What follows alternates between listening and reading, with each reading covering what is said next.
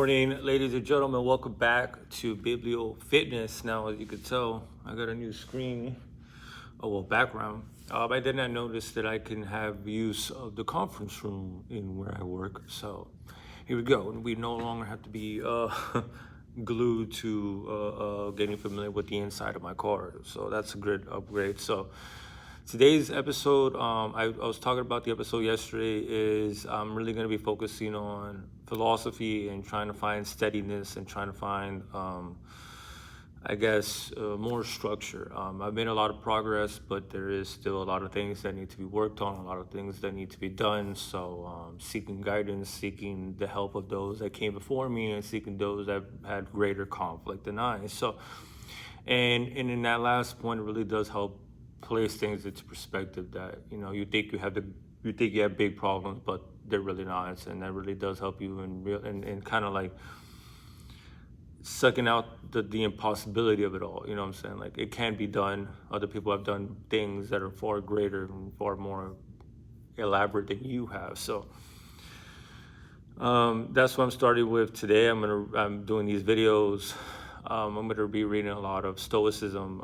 I'm coming into work earlier than usual, so I can really, because I'm really trying to no longer be my own worst enemy.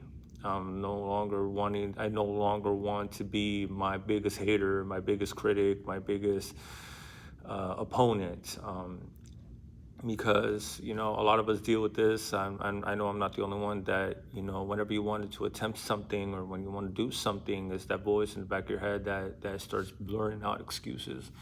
Oh, you're tired, you don't look good, what are you gonna make and how long, and like that. There's just always a variety of excuses that start presenting themselves, and they start becoming rationalized in your own conscious, because especially for me, that I've just like I've said, like, I'm very used to just doing dumb shit all the time. It's a habit that has to break, but that requires really constant vigilance, and it could be quite tiring at times. But it's something that you have to do, and it's something that I have to do. It's a duty that I have to perform, and and how Marcus Aurelius says that you really do have to walk it with dignity, and not be mad, not be resentful, not be spiteful, but take it in stride and be happy that you have these opportunities. Be happy that you have the responsibility. Be happy that you've been given this piece of the universe to play with, and this is yours to do what you need to do, and that's what I'm gonna, and that's really what I'm trying to, and that's what I'm going to accomplish. I'm trying to accomplish. Like, there is no other choice. There is no other way. So that's really gonna be my focus from here on out. I love history. I'm still listening to the History of Rome podcast. It's just something I can't escape. But in terms of literature, there's gonna be other stuff. I bought the Think and Grow Rich by Napoleon Hill and Atomic Habits as well. Really just trying to grow and be able to find a way to finally cement a structure, a form, just to really solidify the discipline of reason and discipline in relations to, like, if the action or whatever it is that I'm going to do, whatever it is that I'm going to say is not going to benefit me, then it's better if it's not said or done at all, obviously. Like, to be pragmatic and to take advantage of all the situations and all the circumstances and take them with dignity, but also do what you have to do. And not be distracted by outside influences, not be distracted by the parties, not be distracted by the women, not be distracted by social media and all this stuff, which is what I'm really trying to attempt to do, because I really started realizing that I started getting hooked on social media.